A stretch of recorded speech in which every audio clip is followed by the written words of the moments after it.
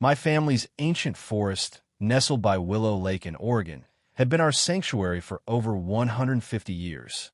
I'm David Carter, 45, a guy who'd rather listen to rustling leaves than deal with people most days. This 200-acre haven of towering pines and cedars was my grandfather William's pride, passed down with a promise, protected at all costs. He once showed me, at 10, a gnarled cedar, whispering, "This land holds our stories, David. Guard them." Tucked away in his old desk was a faded 1872 land protection deed, cryptic but powerful. I never imagined it'd be my weapon in a battle I didn't see coming. Trouble started in June 2024 when Laura Bennett, a slick newcomer, swept into our quiet lakeside town and seized control of the HOA. Picture a 50-year-old with a polished smile that never reached her cold eyes, always dressed like she was pitching a corporate deal. Barely a month in, she called a meeting, eyeing my forest like it was a cash machine.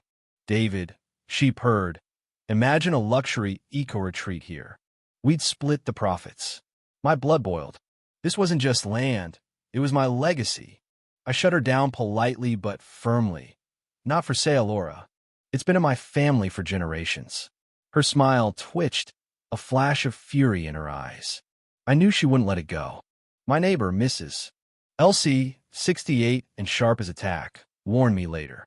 "David, she paid $1.2 million cash for her house. No loan. Who does that?" That night, I walked the forest, uneasy, the moon casting shadows on the cedar William loved. My gut screamed trouble. I called my old friend, Mark, a lawyer, and installed security cameras around the trails. Smart move, as it turned out. Laura's retaliation was swift and vicious. Within days, I got HOA notices demanding trees be 30 feet from property lines impossible for a natural forest. Then came rules against excessive leaf fall and bird noise below 40 decibels. I laughed at the absurdity until a $600 monthly forest upkeep fee landed. By Friday, her goons paraded through, snapping photos of roots and leaves, slapping me with $5,000 in fines for hazards.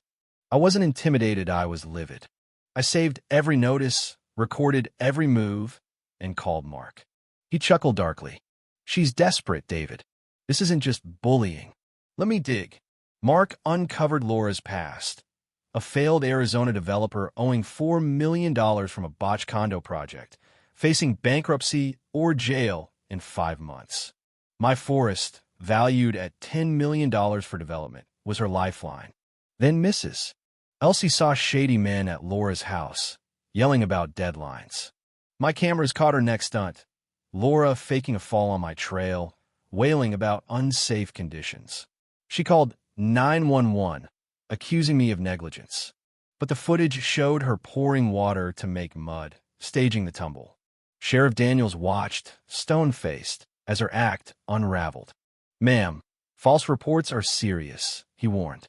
Laura stormed off, humiliated but not done. She escalated, suing me through the HOA for community endangerment, demanding control of my forest and $100,000. Mark grinned. "She's opened a can of worms. That 1872 deed? It gave my forest state protection, untouchable by HOAs." In court, Judge Margaret Stone, a no-nonsense veteran, reviewed the deed. Laura scoffed, calling it outdated. Big mistake. During a recess, I overheard her on a frantic call, ordering someone to shred resort deal papers and hide her $2 million commission. I recorded it.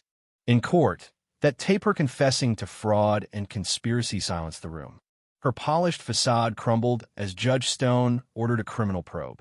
Laura was escorted out, mascara streaking, her scheme in ruins. The verdict was a knockout. The HOA paid me $80,000 for harassment, and a 99-year injunction barred them from touching my forest. Laura faced 10 years in prison for $1 million in fines and a real estate ban. Her $1.2 million house sold at auction for $700,000. The forest, now Willow Heritage Preserve, drew visitors statewide, its ancient trees and rare owls a testament to its value. I built a bench at the entrance, engraved, Laura Bennett Memorial Bench, a lesson in greed. Tourists loved it, snapping selfies. Her name now, a cautionary tale. Sitting by William Cedar, I felt peace.